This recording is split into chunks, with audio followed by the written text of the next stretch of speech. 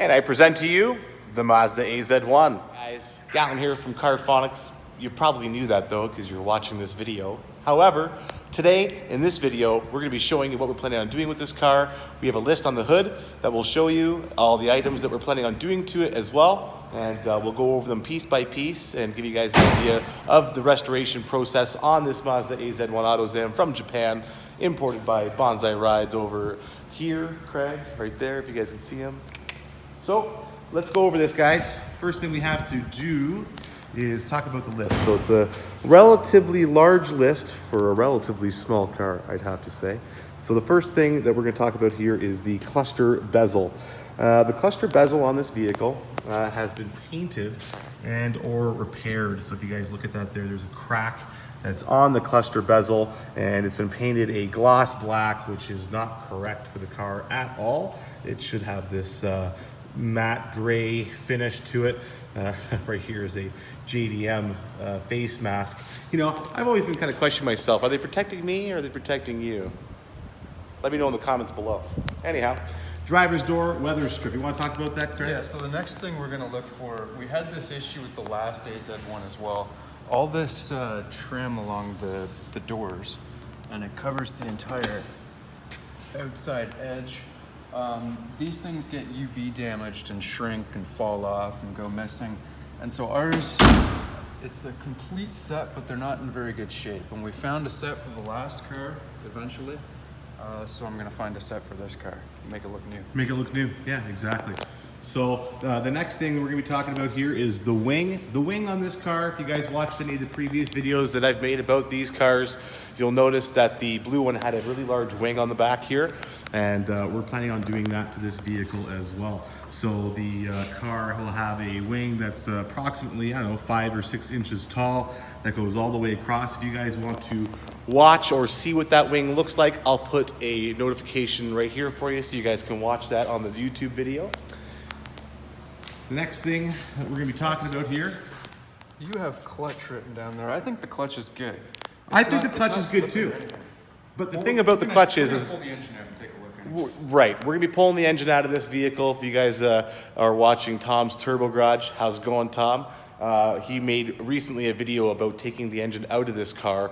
We're taking the engine out to do a couple of different things on this. One of those items is going to be the timing belt and water pump. So we'll end up taking the engine out of this thing to do that, eh? Okay, yeah, that'll be fun anyhow. Yeah, that'll be fun. You should talk about the stereo. The stereo, guys, the stereo. So, at some point in this car's history or life, they decided to install these really oddball speakers. And that is the factory position. However, the wood that's on there is definitely not factory. We did a better job in the last car. I would have to agree with you. The last car got a really nice set of kickers in there. Just something pretty basic, but I think in... Get rid of the MD player too. Yeah, look, we don't need an MD guys. player. Little media disc player from Kenwood from back in the day. Super neat. So what do you guys think we should do with the speakers? I think that we should probably get a new set of door sill panels here and maybe do something behind the back seats where the factory spare tires should go. What do you guys think about that? Let me know in the comments below what you guys think about that. I would like to do something pretty custom back there. Maybe a couple of 6.5s with maybe a 10-inch woofer in between. Make it modular so you can remove it if need be. But it'd be a really cool little cabin to be able to do an audio system in, I think, anyways. So, next item. Next, we got to make it red. Yes. So AZ-1s from Mazda were either red or blue, unless they were a special edition. This one was red.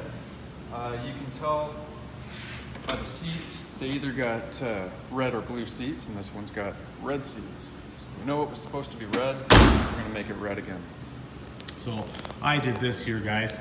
I just took a little bit of sandpaper on the block and sanded this down because I wanted to see exactly how they painted this vehicle. So they went yellow, primer, like really thick yellow, really thick primer, and then to red. So there's quite a bit of paint on this vehicle. And we're kind of thinking that maybe what we'll do is we'll dry ice blast the panels to kind of bring them back to their original luster.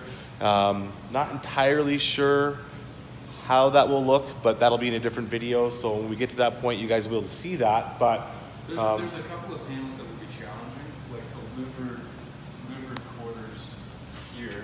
That's the intercooler's back here, and this is going to be hard to strip. Right.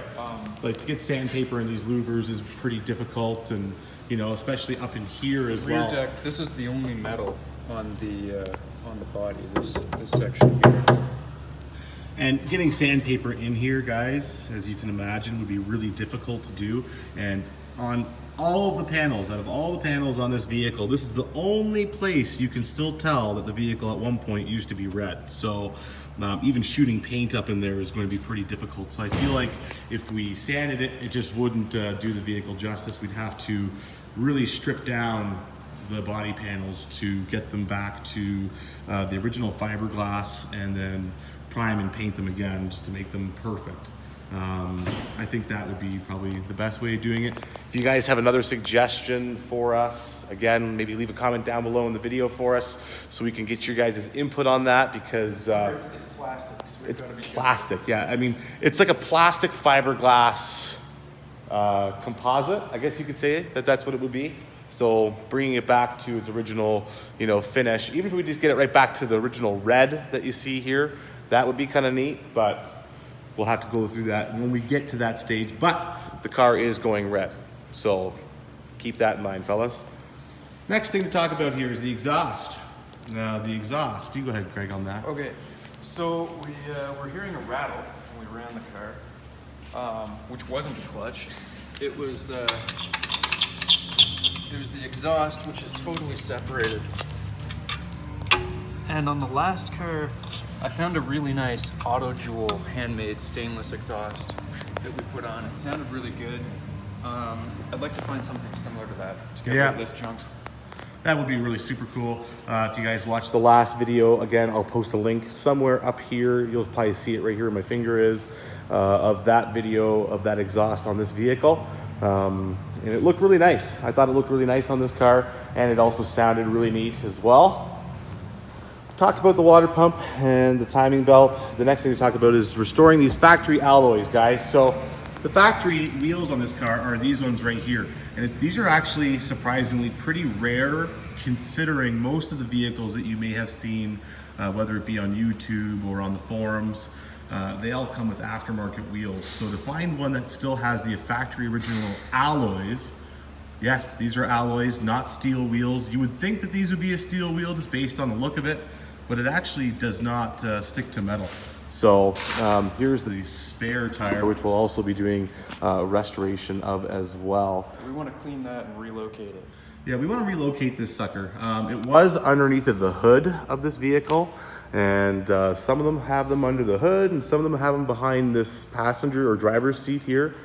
And I'm really not too sure which way they actually came from the factory at all that way. They initially did the front, and then they relocated to the rear because of crash testing issues or crash issues. Yeah, there was another comment. Somebody made a comment on one of the YouTube videos about it not being because of the crash issues, more so because of the overheating issue. Well, if you look at it in the front, that's where your AC is, your AC condenser, radiator. It's supposed to sit.